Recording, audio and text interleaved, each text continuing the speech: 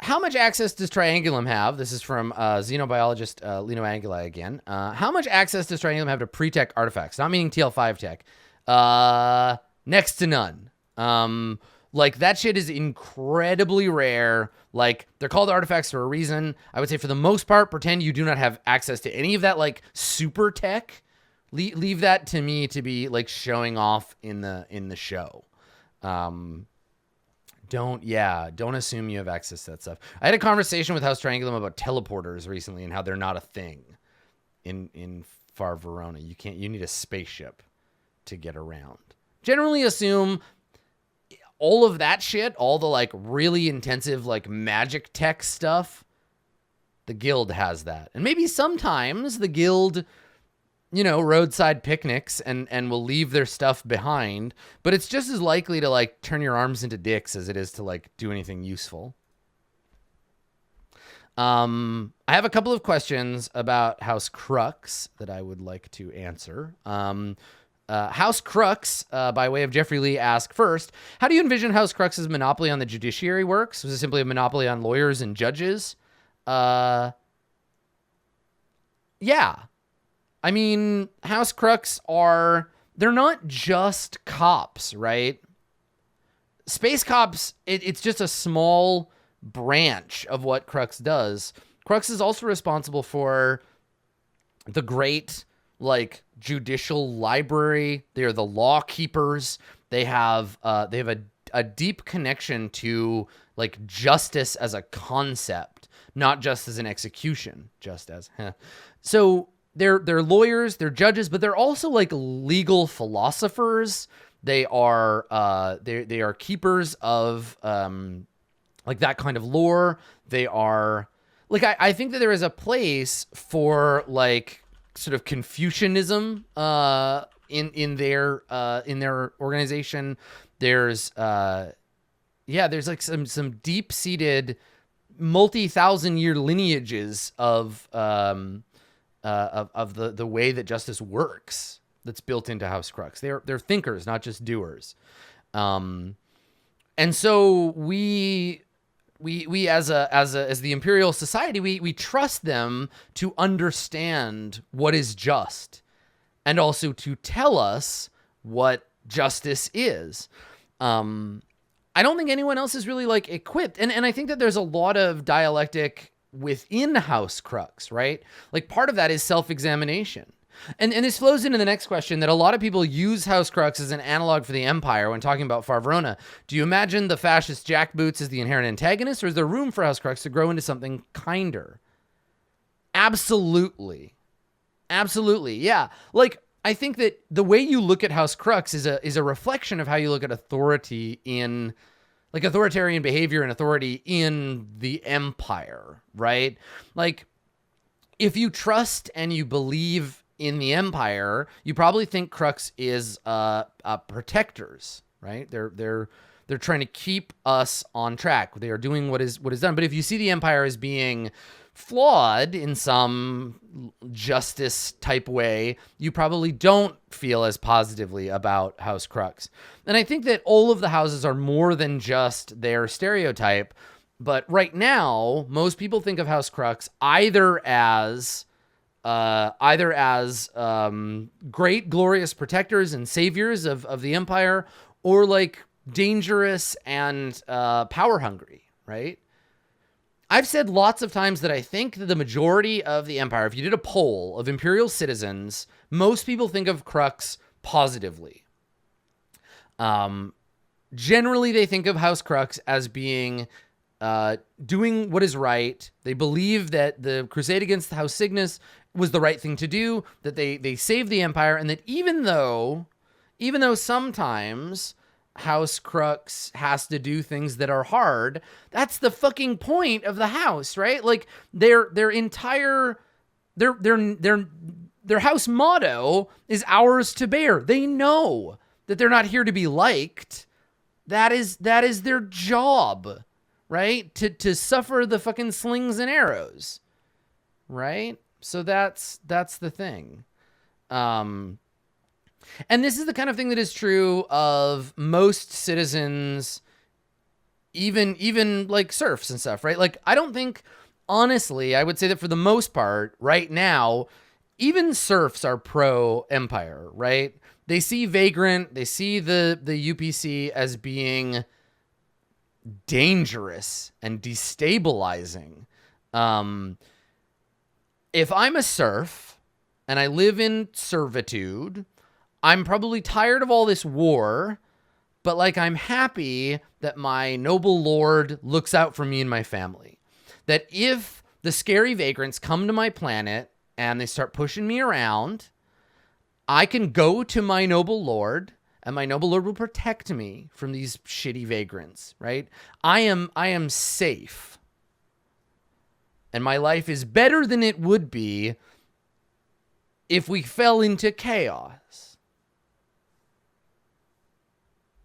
I think that we see House Crux as a necessary, not even a necessary evil, but just like, as long as you are on the right, this attitude of like, well, I am not breaking the law, so House Crux is for me, right? They are protecting us, right?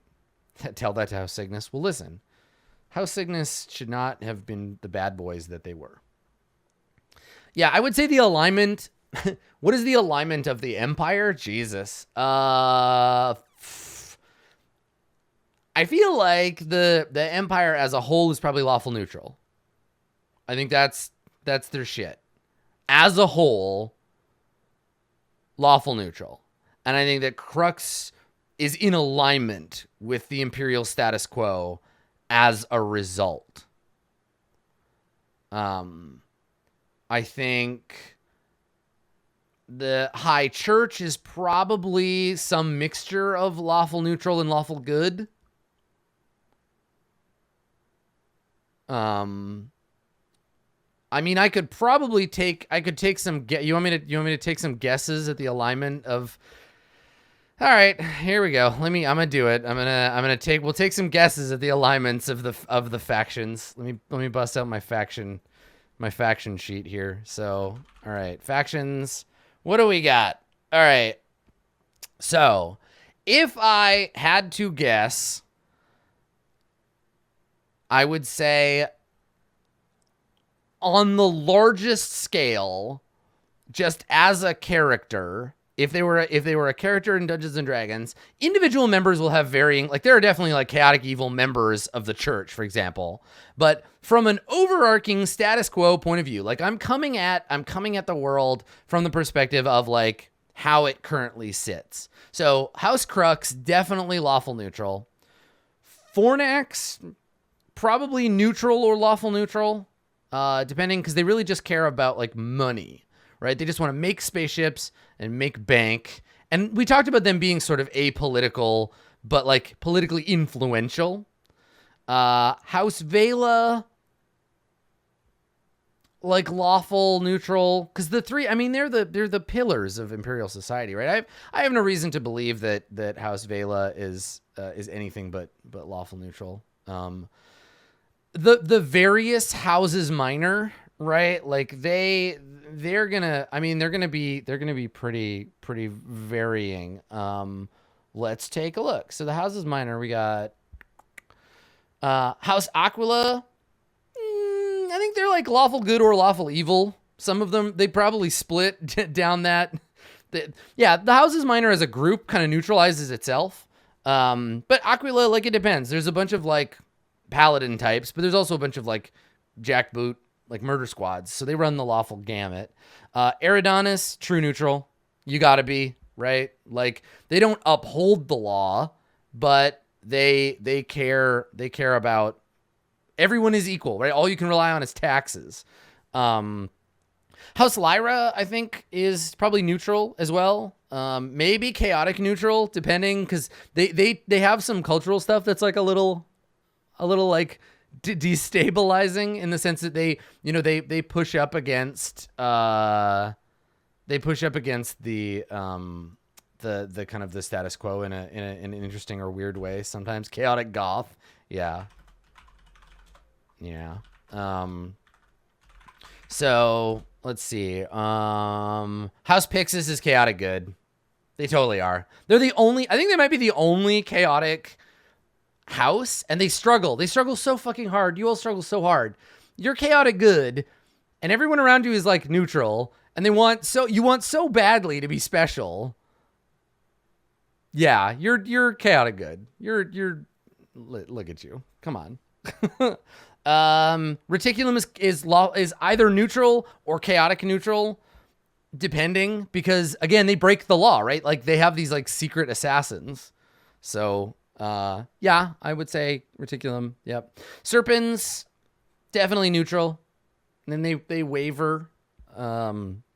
Triangulum, same as reticulum, like chaotic neutral or neutral. Definitely not lawful neutral. There's a bunch of them that do weird shit for sure. House Vagrant, God, chaotic neutral, probably also chaotic evil.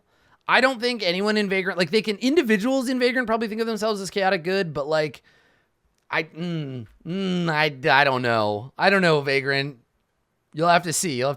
Yeah, House Vagrant. But yeah, Vagrant, I think, generally everybody sees them as chaotic evil, but some of them probably are chaotic. They think of themselves as Robin Hood's chaotic good, right? The Red Dogs, they're neutral. They act neutral evil or they act neutral good, depending on where you're at. The Deathless are neutral, I think. The High Church we talked about already as being like kind of lawful neutral, but also like lawful good. Like I think that the High Church like believes in the greater good of humanity by way of law and order. Like I definitely think that's more their jam. Prism, lawful evil. Yeah, the Prism network is lawful evil for sure. I think that they came out of being essentially the like secret police, and I think that DNA is still 100% there. They're also like manifestly good liars, and so are really good at pretending to be other things. The Church of Humanity Repentant, I think, are chaotic good. They're actively trying to break down the status quo, and they believe in the greater good for everyone. I think that's definitely Church of Humanity Repentant is definitely chaotic good. The UPC are chaotic neutral. They're all over the fucking place. Acre is neutral, and the Trilliant Ring maybe neutral evil. That would be my thought. The UPC maybe thinks that they're neutral good, but they're probably chaotic evil. Now, see, Acre is neutral because they don't like they're pretty apolitical. They just sell everything to everyone. And then yeah, the Trilliant Ring. Again, I think it depends, but mostly they're neutral evil. They just want to like make immortal vampires, and then yeah, and again, this is just sort of like the Empire's perspective. Any individual, the faction themselves may think of themselves differently, but this is just sort of me from an outside perspective looking at those groups. That's kind of how I would see all that stuff. Yeah. I mean, it's a fruitless exercise. Like no group is one thing, and certainly no one of 9 things. What was House Cygnus? Depends on how you look at it, right? Like, I think they did a lot for the Empire. I think that they were lawful good until they were lawful evil, right? Yeah, there's lots of different ways to look at this. If anything, it's a good reflection of the complexity of the faction system rather than like an endorsement of alignment as a useful thing. The guild is chaotic neutral for sure. Yeah. Chaotic neutral for sure, because they're unpredictable. They don't care about the status quo. They don't care about humanity as a thing. They are, and I would say that, yeah, that perspective is probably like, if you polled the average citizen, that would be how they would see these things. Yeah. The guild is all alignments and none. Yeah. Okay.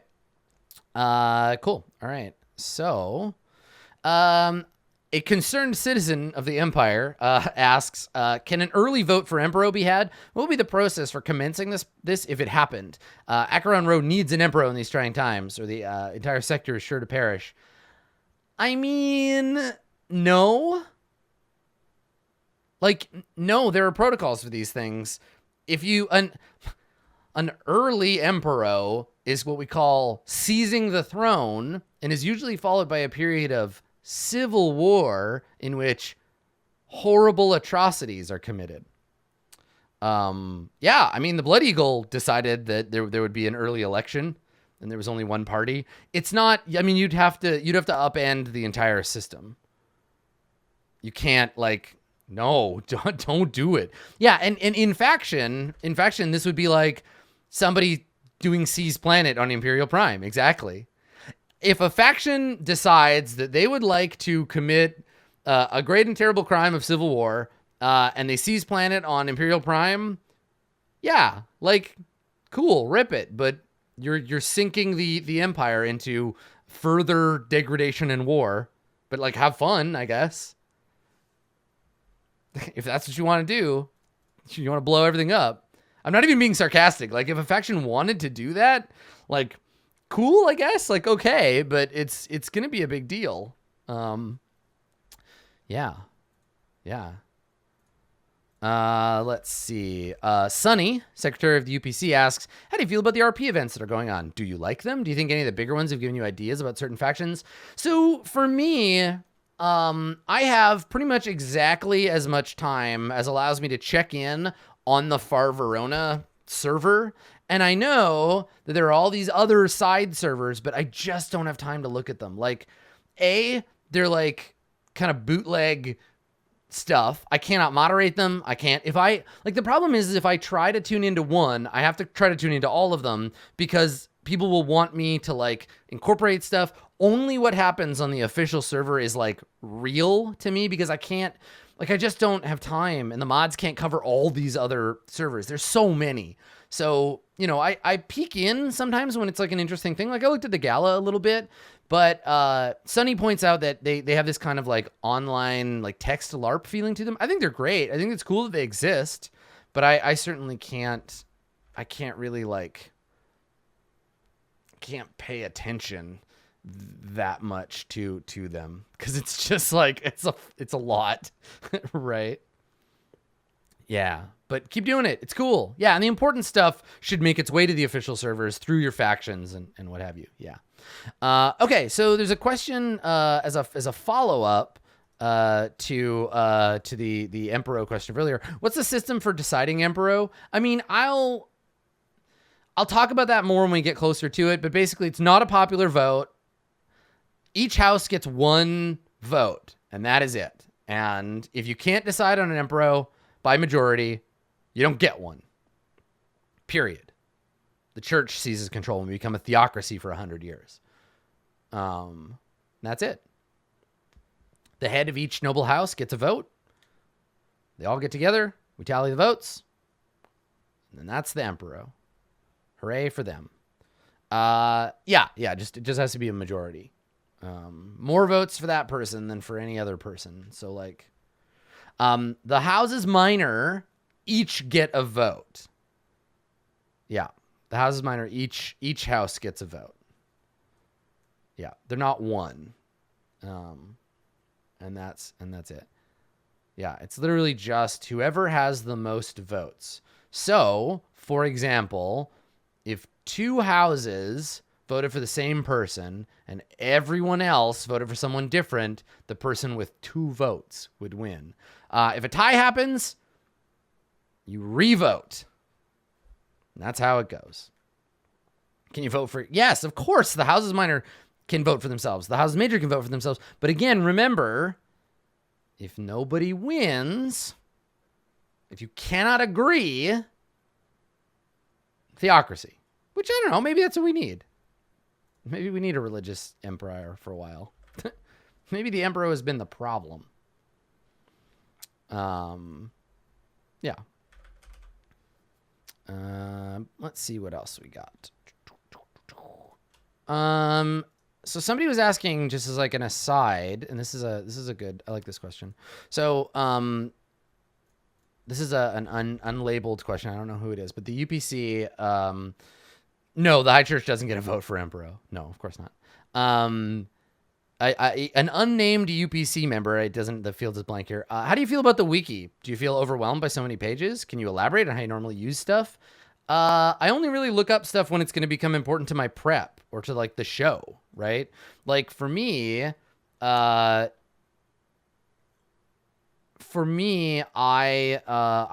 put emphasis on what's going to appear. So really, I've only looked at like the House Crux pages, like in detail.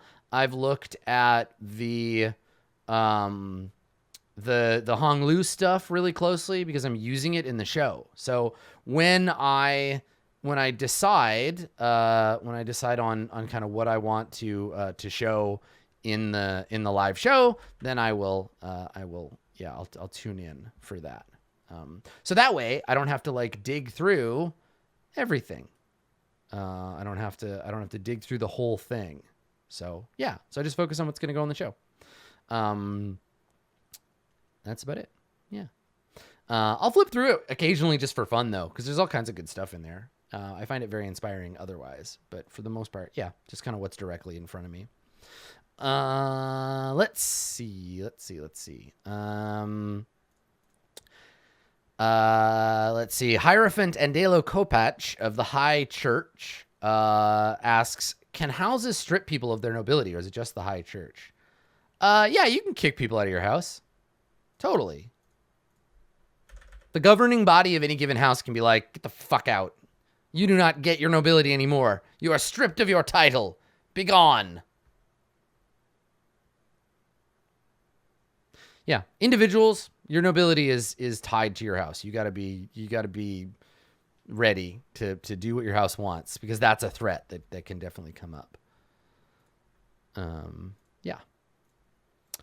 Let's see what else we got going on here. Some questions about Imperial Prime. So, what's the benefit of placing a base of influence on Imperial Prime? Does a base of influence on Prime do anything beyond allowing a faction to purchase assets?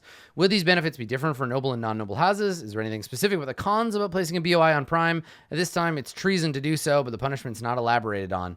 I mean, fictionally, yeah, it's a TL5 planet, so that's important. It's also the seat of the Empire, and so setting down a base of influence means you are laying claim to the Imperial throne. Fictionally, I would be very disappointed if all of the other houses were just like, it's allowed, because it's not, right? And I might like, yeah, I might find ways to like enforce that treason. But basically, like, if we're all trying to maintain a universe that feels like realistic, someone putting a base of influence on Imperial Prime is a big threat to all the other houses. So it should not be allowed. You should see that as an act of treason. Yeah. It's a big deal. Cool. All right. Let's see what else we got question-wise.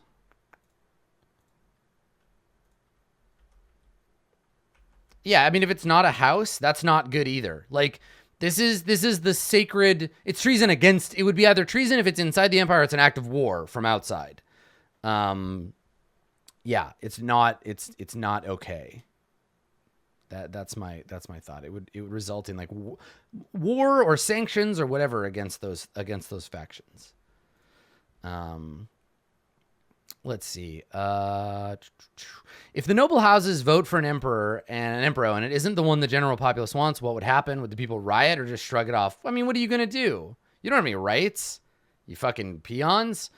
Could factions who don't get a vote use this as a way to pressuring the houses to vote for the general populace? I mean, no, right? Like, you don't get a say. This is from Prism.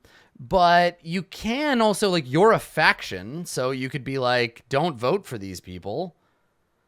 Right? Like, if we would be very upset if this particular house got put in place, and very upset means like we're going to do some bad things. Yeah.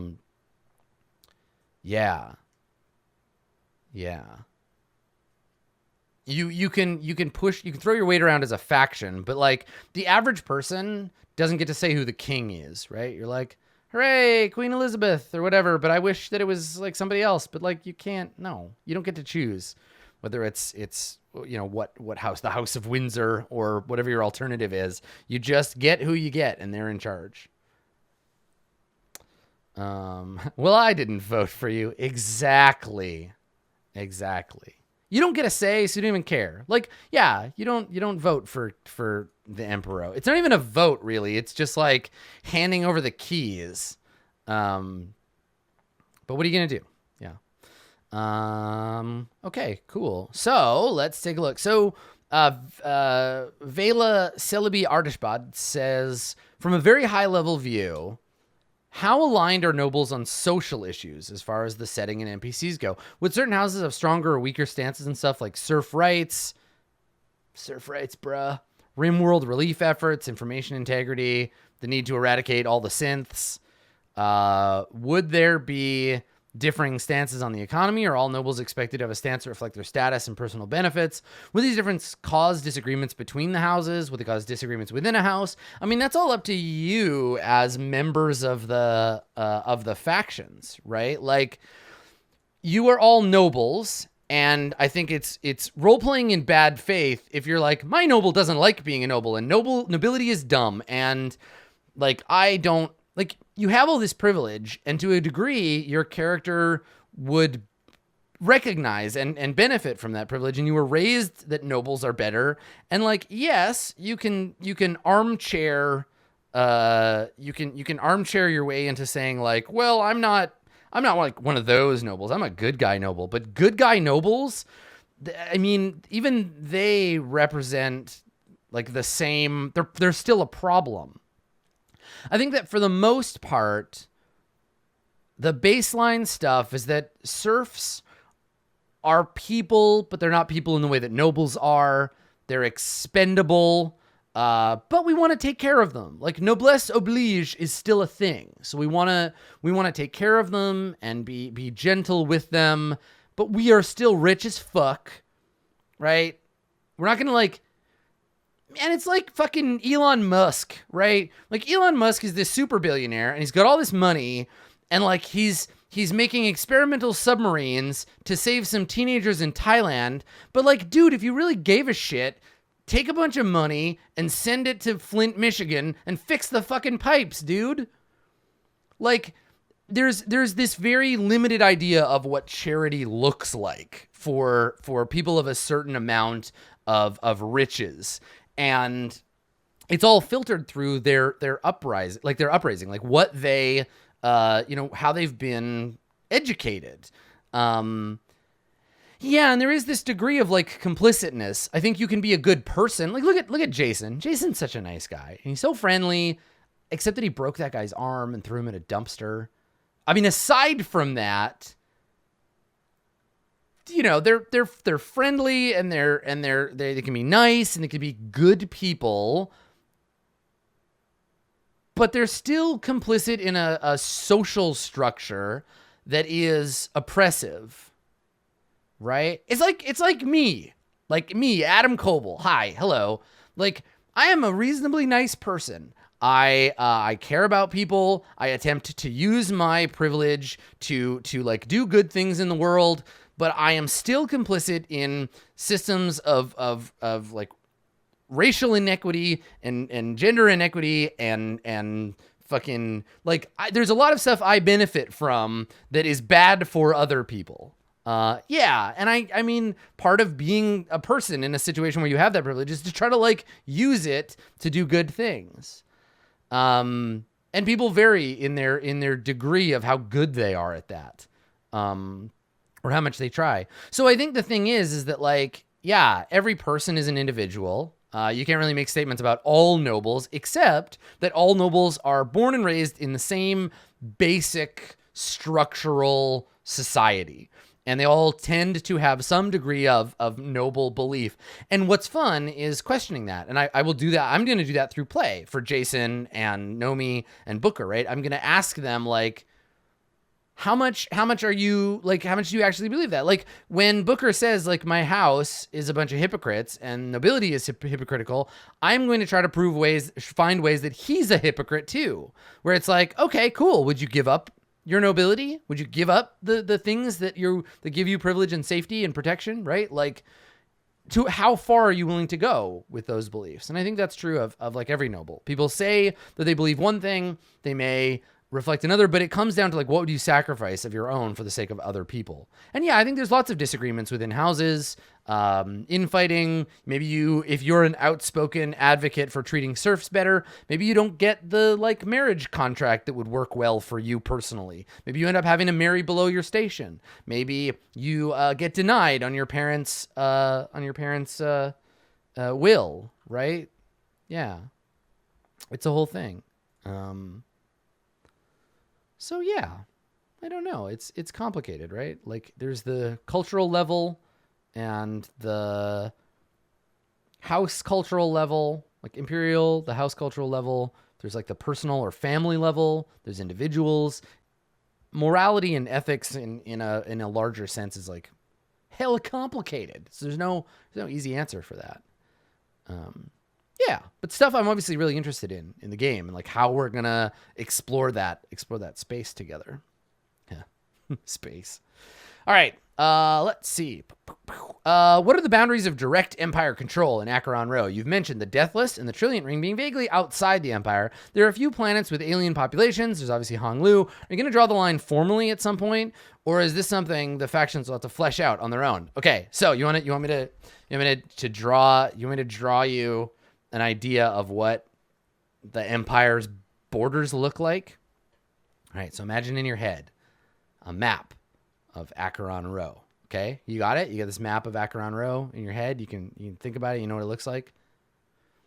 Now imagine, draw a big circle around Acheron Row. Big circle. That's the Empire. It's literally everything. It's the whole fucking thing.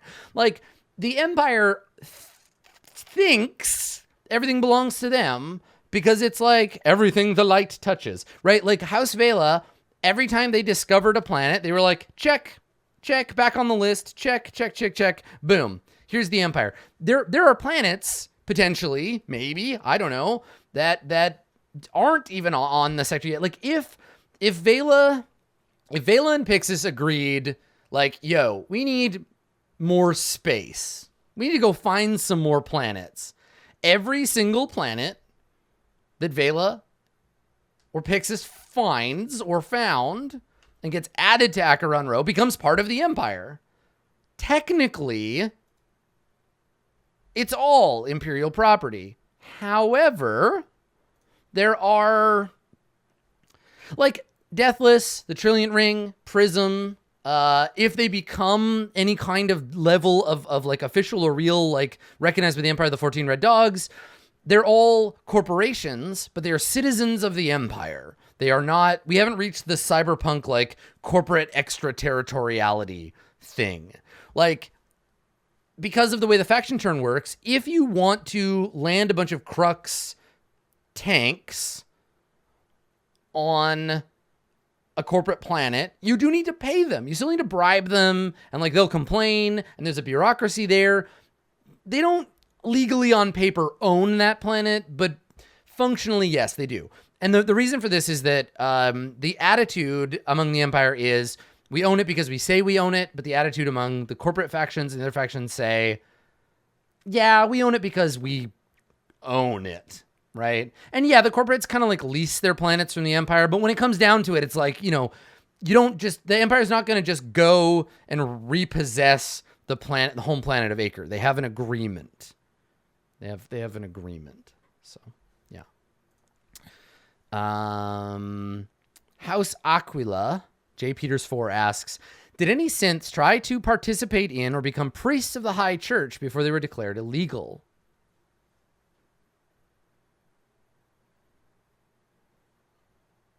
I'm going to make like a David Cage level analogy here. You ready? Oh, God.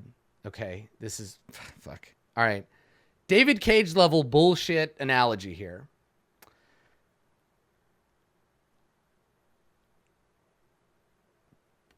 A synth joining the church would have been like a person of color in the American South in the 50s going to university. That is how it would have been viewed. With curiosity, with confusion, with distaste, potentially with tolerance, but like mostly like, why? Why is that happening? But like, yeah, I mean, there were so many synths, and like many of them had the capacity. Yeah, definitely with violence, definitely with hostility. I agree. Yeah. But like they were, yeah, like it definitely happened. I mean, do androids dream of electric sheep, right? It's like a synth. The question would be like, there would be a synth who said, but why? Why are we? Why do I exist? Where in what way do I fit in to this universe, this world? And they could seek their answers in the church. Yeah, totally. Yeah. I mean, they would be seen as a problem, or like they'd be seen as broken. Like, why not do what you were programmed for? Why not do that thing? You were not programmed to ask questions about your soul, but also there are thinkers, right? There are thinkers and people, philosophers in the church. The church isn't all like glorious, decked out, super Catholic mega priests. There are like mendicants, right? There are monks. There are like the high church has its share of John the Baptists, right? Like it's a thing. And so certainly there would be someone who was like, yes, Thomas Aquinas is exactly someone who opened a monastery and said like, come all ye with questions. So, would welcome synths and would help them better understand their place. Now, because it's the church of the high church, not the Church of Humanity Repentant, they would probably say, your place is to serve, as is mine, right? I serve the church serves the emperor serves our Lord God. You serve the nobility serves the church serves God, right? Like, this would be a welcome to the church, let me reinforce that you're nothing. But you still have a soul, right? Like, there was this understanding prior to the big declaration that maybe synths had souls. Maybe they were like real in the way that humans are real, or serfs are real. Maybe they fit into the chain below. Like, there's a version of that great chain of being previous to all of this rigmarole, where synths fit into the chain at the bottom, below serfs, but above criminals. But that changed when House Crux and the church got together, and the church was like, yo, declaration, synths have no souls. We've made a firm decision about this. So that's not how it is. Yeah, they got they were patched out. That's right.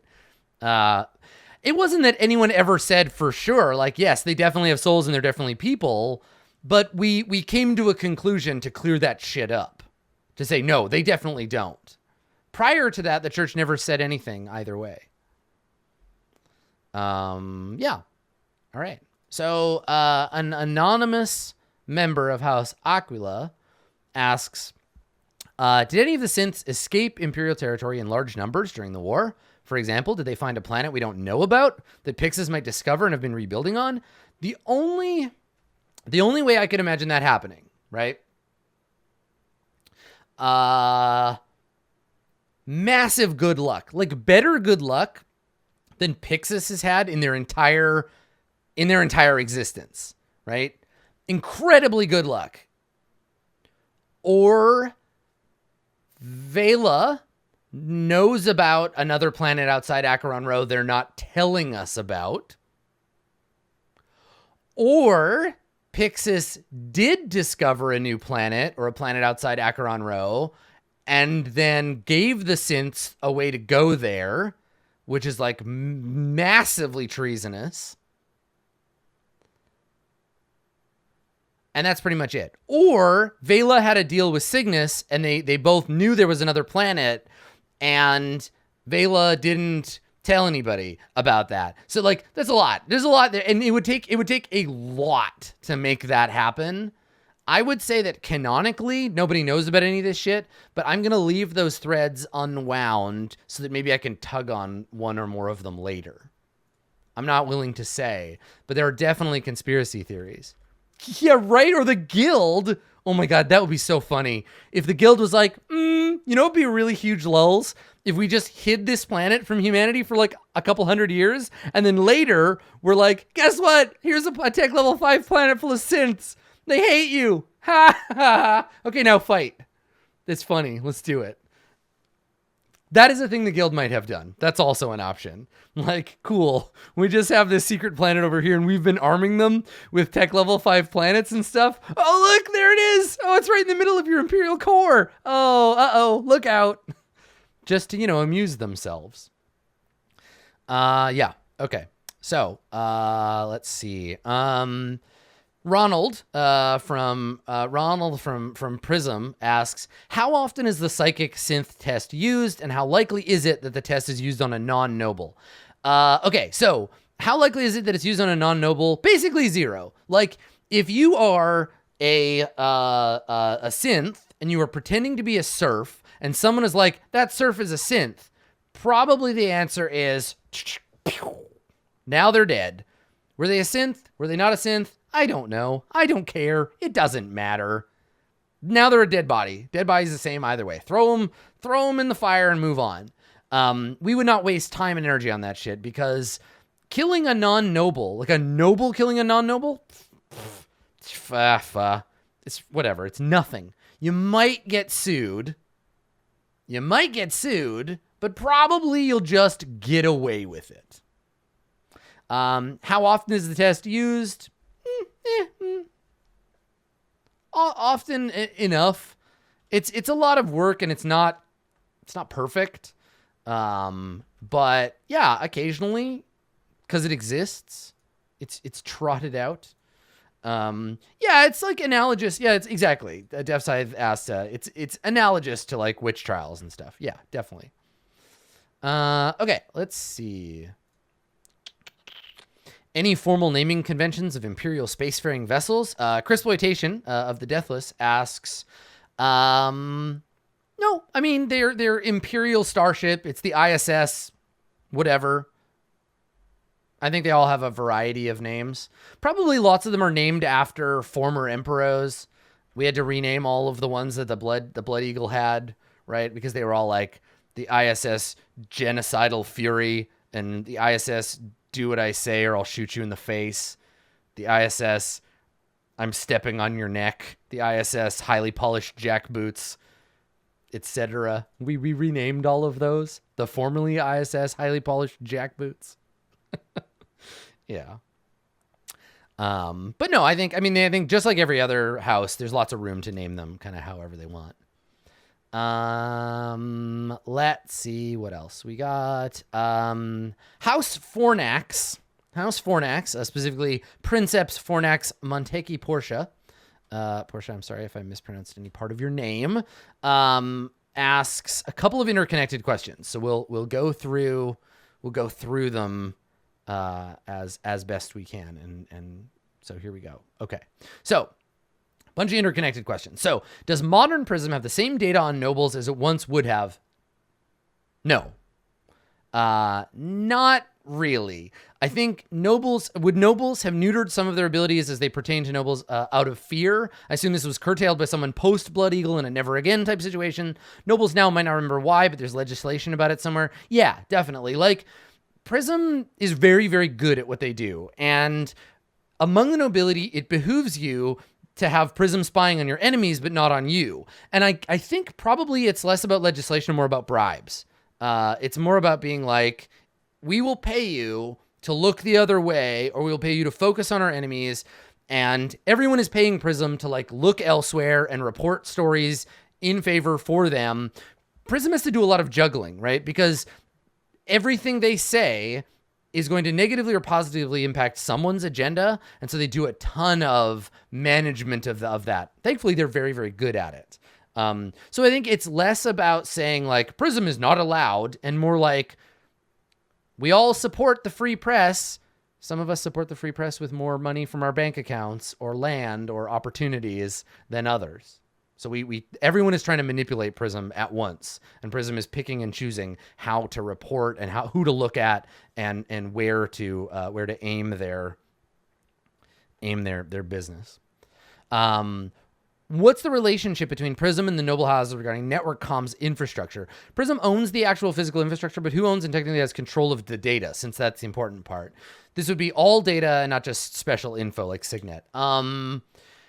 I think like in Swansong, there is probably some kind of like ancient encryption protocol that maybe predates the modern system that everyone uses, but no one has direct control over or access to. Because I would like in the system, I want there to be secure communication. I don't want Prism to just be able to dip in and get access to everybody's stuff all the time. I think that there is some kind of high tech level, like uncrackable encryption.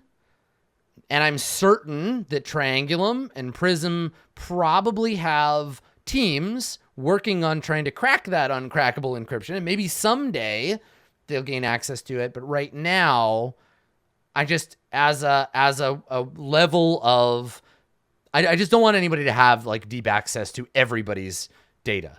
Prism technically owns and maintains the networks, but the packets of data on the network are protected by something that Prism can't really control. Not on a mass level. Individuals may hack certain branches of it, but no one is going to be able to open the window and see anybody else's full stuff. Does Prism manage the means of communication through the Verona equivalent of exchange beacons? What parts of nobility encoded transmissions do they manage? What parts can they actually read? I think we kind of covered that. Civilian data outside of like Signet control, probably Prism can siphon through it. But it's like Prism is just one faction and there's so much data, right? Like vast fucking quantities of communication data. So there's something of that level of complexity. Prism just doesn't have the resources for it.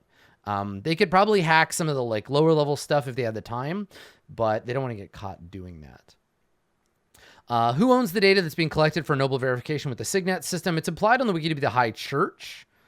I think technically Crux owns the keys to Signet, because they're like the law keepers, but they also probably have checks and balances in place from like the other houses to make sure that they can't access it directly. But they're the ones that they along with like Fornax and Eridanus probably add new entries to Signet and remove entries when people die. And they make sure all that stuff is managed properly. But there's definitely places where other houses get involved. Yeah, definitely. I mean, because everybody has a hand in it working. They all want it to work properly and be secure, right? Let's see. There's a good question here about the prison planet. So with the prison planet, this is from Vela Artishbad from Celebi again. And the question is, would the prison planet house human and non-human prisoners? How much intermingling would there be if they were both held on the planet? Would aliens be arrested? Is there any reason to imprison synths? Is this planet like a massive corrections facility or a penal colony? The name of the prison planet in Dune is Seleucia Secundus. Yeah, why would we hold aliens prisoners? So basically any given crime that a non-human performs, so a synth, synths, the crime is being alive. The only way to get them to stop performing the crime of being alive is by retiring them. Synths are not people. They don't go to prison. You don't send the car to prison. because it ran someone over. If it's a dangerous vehicle, you disassemble it, right? We're in the middle of a very long and expensive recall. Aliens aren't people either. We put them down when they violate our laws. Why would you hold an animal prisoner? You don't, right? You don't go to animal jail.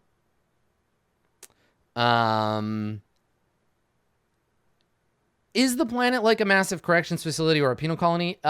It's more like a giant like prison than it is like a colony. Nobody really like lives there. They're all criminals that are imprisoned there. But I think they are used for various purposes, right? Like there's definitely like a Sardaukar situation going on. Like I definitely see that the most, I don't want to say violent, but the criminals with the most potential have definitely been put into a particular program for the Empire. Now we haven't really done much with this lately because we don't have an emperor, but that may be something that an emperor would be interested in doing. Yeah, rehabilitate it into the fucking Sardaukar. Yeah, it's staffed by guards. Yeah, there are people in charge. There's like a high warden that runs that planet. But yeah. When we turn over the Imperial fleet, I will talk more about the prison planet and the Emperor's secret Imperial Guard program. Yeah, that'll be something. Cool. All right, we can answer like one or two more. Let me see. A lot of these, thankfully, we answered. So let's see. What is the current status of sci-tech in the Empire? Yeah, I mean, I think Triangulum and Serpens have a lot of researchers on this. Sci-tech is very rare, but very powerful and useful. I think that it's a thing that is becoming more and more like valuable, right? Like I think it's something that, yeah, I think it's around. I think sci-tech is definitely a thing. Triangulum and Serpens and probably Lyra too. Like Lyra has some I'm sure some influence over this.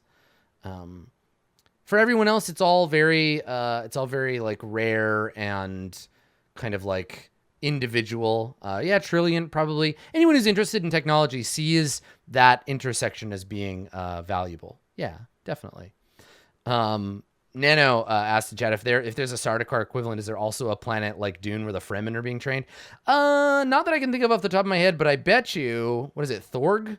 I bet you Thorg probably, like, it's like if you live on a planet where everyone is ruled by warlords and it's being used by the universe's biggest private military corporation to train their soldiers. I bet you that the weakest of your society over time is scraped away and all that's left are like the hardest ass, scariest monster badasses. Yeah, I bet you like given some generations, those people, you put them on a spaceship and you give them real weapons. Ooh, baby. Oh boy. Yeah. Let's see. Let's see. Let's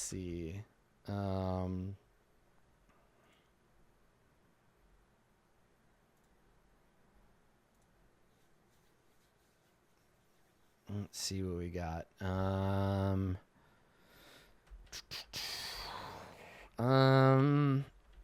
How long have the noble houses, this is from Richter Wolfila Henrik, how long have the noble houses held their monopolies and responsibilities? Since time immemorial.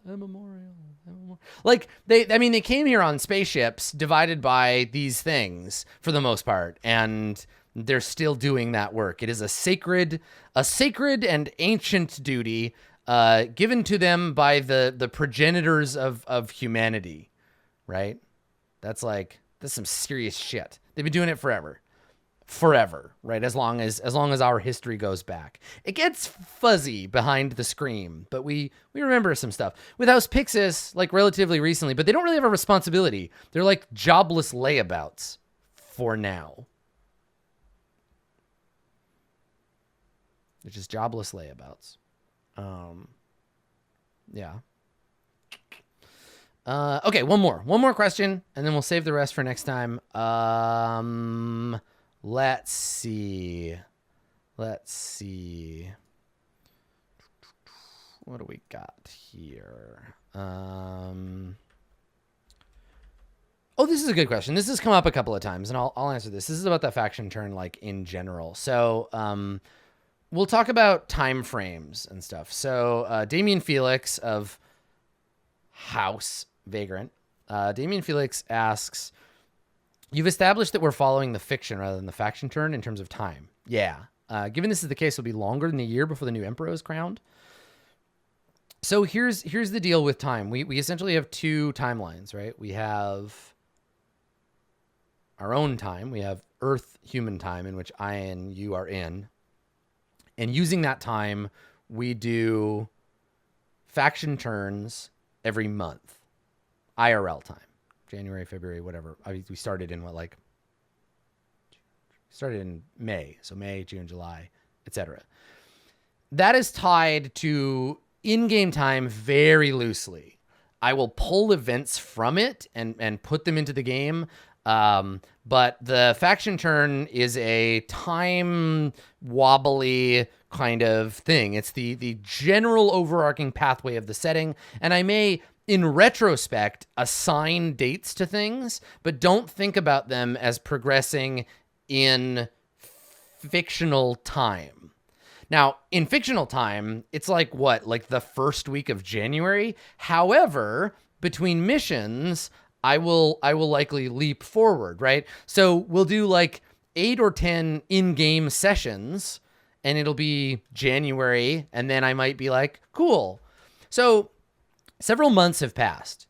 It's March, right? I'm not going to jump ahead too far, but my ability to control when the Emperor's election happens is based on how much I push time in game. Plus, also the players get a little bit of control over how that goes, right? Space travel takes time, that sort of thing. And yeah, Scout points out it's more of an order of how things happen. So yeah, we'll move, right? Right now, it feels like we're flying ahead of the players, but they'll catch up in jumps. If you've watched any of my other shows on Roleplay or anything, you know that I'm cool with time skips, and we do that quite a lot. So I'm happy to give the players time and let that happen.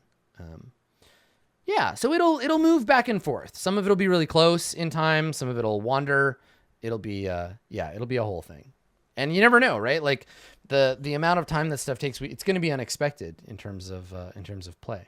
So cool. Well, that's it. That's our lore stream for today. This has been our third or fourth world building session. Thank you for all your questions. I got to answer like less than half of them. And so I guess we're going to need to do another one like real quick. So I'll try to schedule another one really soon. Right now we're looking at probably the 27th as the next faction turn, which if you are a faction representative, that means unofficially aim for end of the day on the 25th, end of the day 25th for your submissions, and we'll try to do the turn on the morning of the 27th. So you still got lots of time. We'll try to do like a lore stream and then maybe one other thing, though I think I want to do one of these, and maybe I'll do this next week. I want to do one of these for the other roleplay thing, Court of Swords. I want to do a Court of Swords lore stream. So, because these are really fun. It's a really cool way to sit down and like just get my brain figured out as far as the settings go. So it's helpful for me, and I hope it's cool for you. And yeah, thank you so much for coming. That's it for me.